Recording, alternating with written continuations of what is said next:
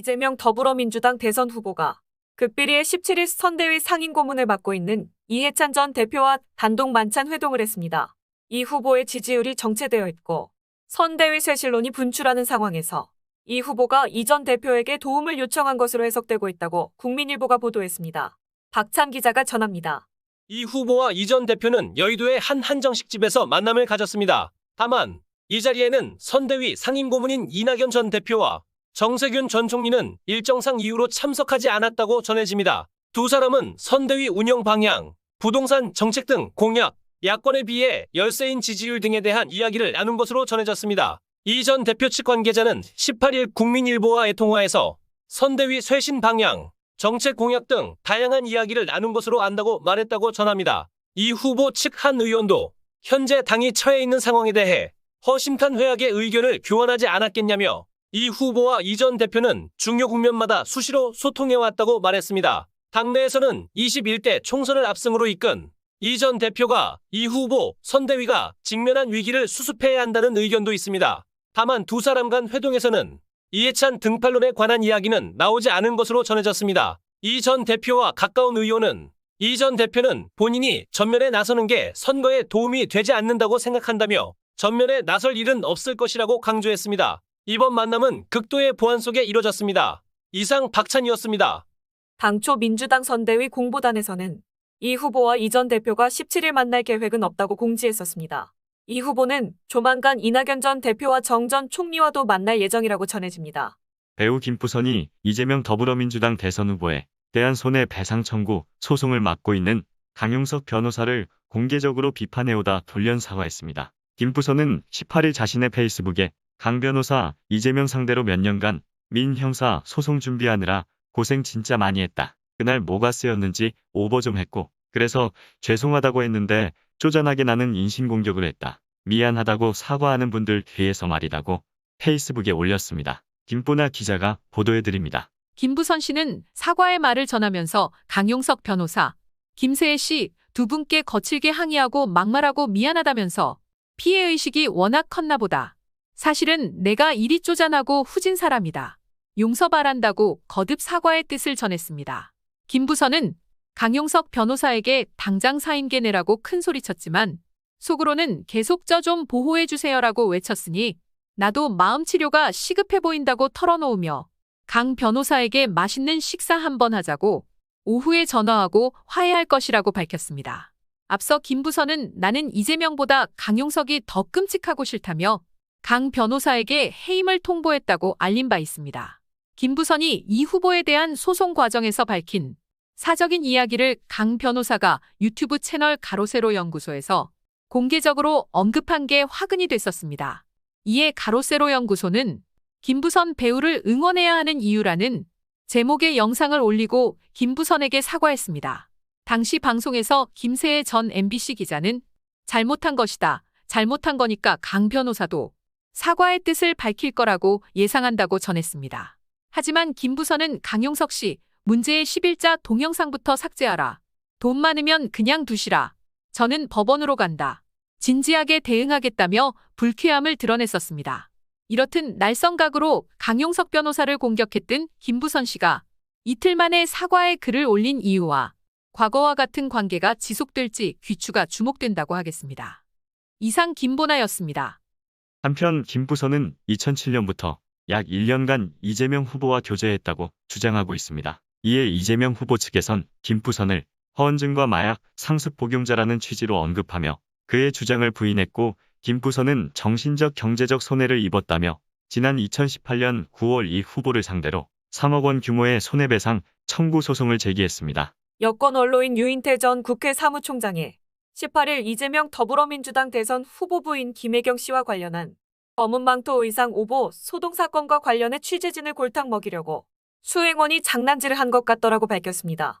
유인태 전 사무총장은 이날 CBS 라디오 김현정의 뉴스쇼에 출연해 올블랙 의상은 그쪽 취재진에서도 잘한 것 같지는 않은데 기자들이 하도 달라붙어서 차가 몇 대씩 붙으니까 골탕 먹이려고 한 것 같더라고 말했습니다. 박찬 기자가 보도합니다. 진행자가 골탕을 먹이려 그랬는지 모르겠지만 결과적으로는 골탕을 먹은 셈이다라고 말하자 유 전 총장은 의도가 골당을 먹이려고 했다는 얘기를 당 관계자로부터 제가 들었다며 당 관계자에 왜 그랬냐고 물었더니 하도 달라붙어서 한 번 골당 좀 먹이려고 그랬다더라고 전했습니다. 이어 잘한 거라고 보지는 않는가라는 물음에는 그러면 안 된다고 일축했습니다. 앞서 한 매체는 올 블랙 복장을 한 사람을 김혜경 씨라고 보도하며 낙상 사고 후 첫 외출 포착이라는 제목을 붙였습니다. 이후 보측은 즉각 해명에 나서며 해당 여성은 김 씨가 아니라 수행원이라고 밝혔습니다. 이에 해당 매체는 최초 보도를 삭제하고 검은 복장의 여성은 김 씨가 아니라 수행원인 것으로 확인돼 바로 잡는다면서 정정 보도를 내보냈습니다. 유 전 사무총장은 김혜경 씨와 관련해 무슨 다른 리스크가 있냐? 이번에 낙상 사고당한 게 무슨 리스크인가? 라고 되물으며 윤석열 국민의힘 대선 후보 부인 김건희 씨와 관련 해결은 전 이야기라고는 하지만 어쨌든 여러 가지로 리스크가 있는 것 같다고 언급하기도 했습니다. 이상 박찬이었습니다. 이제는 대통령 후보 수행원까지 나서서 전 국민들을 상대로 연극까지 하는 이상한 나라로 변해가고 있습니다. 연일 잡음이 끊이지 않는 이재명 후보의 주변에 많은 국민들은 이 후보에게 결코 좋은 이미지가 될 수 없다는 비판의 목소리가 많습니다. 무게 830g에 불과한 이탈리아산 화이트 트러플 100 송로버섯이 11만 8천 달러에 낙찰되어 큰 화제가 되고 있습니다. 15일 로이터 통신에 따르면 이탈리아 북부 피에몬테주 알바 지역의 고성 그린자 내 카브르에서 전날 열린 경매에서 땅속의 다이아몬드라 불리는 하얀 송로버섯이 해당 금액에 팔렸습니다. 이지연 기자입니다. 경매에 830g짜리 화이트 트러플이 오르자 참관인들의 이목이 한 곳에 쏠렸습니다. 이 귀중한 버섯을 구매하기 위해 이탈리아는 물론 홍콩, 싱가포르, 두바이, 모스크바 등에서 온라인으로 경매에 참여했습니다. 치열한 눈치 싸움 끝에 화이트 트러플은 미슐랭 3스타의 홍콩 레스토랑 오토의 메조의 이탈리아 출신 요리사 움베르토 봄바나에게 돌아갔습니다. 11만 8천 달러에 낙찰된 작은 송로버섯은 1g당 150달러에 달하는 셈입니다. 송로버섯은 거위간 푸아그라, 철갑 상어알 캐비아와 함께 세계 3대 진미로 꼽히며 프랑스 페리고르산 흑 송로와 이탈리아 피에몬테산 백 송로를 최고 진미로 꼽힙니다. 특히 흰 송로버섯은 알바 지역에서 10월 초부터 11월 중순에만 채집됩니다. 독특한 향과 맛을 지닌 흰 송로버섯은 공생하는 나무뿌리 근처 땅 아래 5에서 20cm 부근에서 발견되며 개, 돼지와 같은 후각이 발달한 동물과 전문 채집가들만이 가까스로 채집해왔다고 합니다. 이상 이지연이었습니다. 알바 지역은 매년 이맘때 흰 송로버섯 국제 박람회를 개최해 전 세계에서 약 10만 명의 방문객을 끌어들이고 있습니다. 농장에서 재배될 수 있는 흑 송로와 달리 숲에서만 자라는 별미 백 송로를 구입하기 위해 전 세계의 미식가들이 이 작은 마을로 모이고 있습니다. 미국 연방수사국 FBI가 학교 교육 방침에 항의하는 학부모들의 시위나 위협성 발언을 국내 테러 행위 취급해왔다는 내부 고발이 나왔습니다. 16일 미 하원 법사위원회 소속 공화당 위원들은 FBI 감찰부 직원 칼튼 피플스가 제보한 FBI 내부 이메일 사본을 공개했습니다. 이 이메일에는 FBI 대테러국, 형사국이 학교의 사진, 지역교육위원회 위원, 교직원에 대한 학부모들의 위협성 발언 사건만 따로 모아 특별 관리해온 정황이 담겨 있었습니다. 자세한 소식 박찬 기자가 전해드립니다.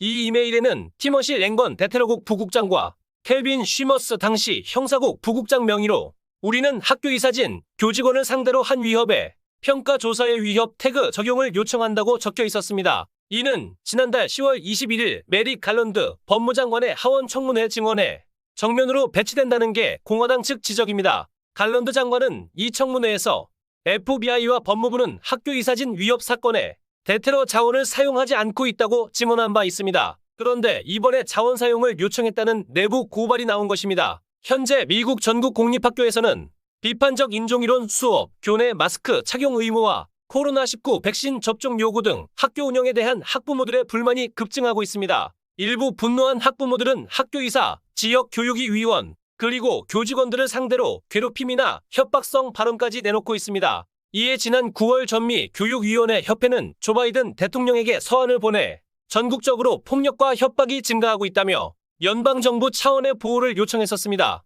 이후 갈런드 장관은 FBI의 학교 이사회 구성원에 대한 괴롭힘과 협박에 대해 주 법무부와 지역법 집행기관과 협력하라고 지시했습니다. 그러면서 폭력 위협, 기타 범죄 행위에 대한 우려 때문이라고 밝혔습니다. 공화당은 갈런드 장관이 전교협에 서한 발표 5일 만에 이 같은 지시를 내렸다며 폭력 위협이 실제로 증가했는지 조사나 증거 없이 좌파 특수이익단체인 전미교육위원회 협회 서한만 가지고 움직였다고 지적했습니다. 또한 만약 갈런드 장관이 하원 청문회 증언 당시 FBI의 움직임을 알고 있었다면 법무부가 고의로 이 사실에 대해 의회를 호도하려 했다는 의미라며 심각한 사안으로 규정했습니다. 짐 조던 의원은 지난 10월 청문회에서 법무부가 학부모들을 고자질하는 체계를 구축했다고 질타하기도 했습니다. 그러나 FBI는 이 같은 지적을 부인하고 있습니다. FBI 대변인은 16일 언론 매체인 에포크타임스와 인터뷰에서 학부모들이 학교 이사회에 참석해 발언한 것에 관해 조사한 적이 없다며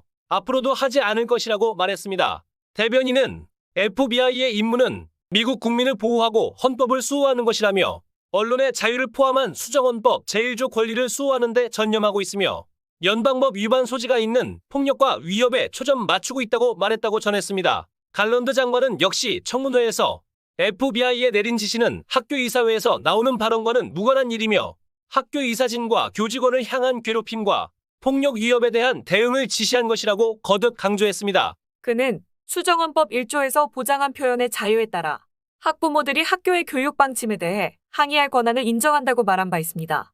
한편 학부모들의 항의 시위를 국내 테러로 취급해달라는 전미교육위원회 협의 공개서한 발표 이후 미국 내 수십 개 학교 이사회가 전미교육위원회 협회를 탈퇴했습니다.